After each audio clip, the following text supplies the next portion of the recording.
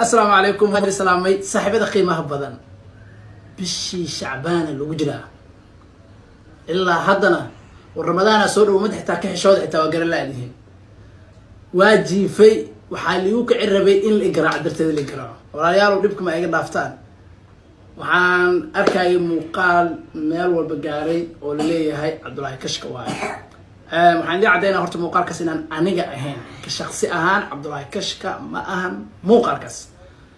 dadka qaar waxay fiirinayeen dhanka afka waxa isdaa afkaaga waa la yaqaan laakiin afkayga hada garowaysin aadan ugu xumahay marka ka imaado abay waxa la stay strong insha Allah waa wax yar waana ka bixisa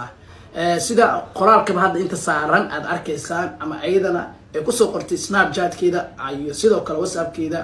waxaayeen laba qof wiilkaasi gabadha laba qof oo nolol bareefad ka dhaxayso isqabo ay ahaayeen laakiin se adduunka sheedana iska jiro dad xasidina jiro waa laga dhax shaqaystay abay waxa leeyahay insha Allah walba walaasheeda ayeen garabka ayana ilaa haddana sidii uu ahay laakiin saaxiibada wariyaha dadka qaar cadow waa cadow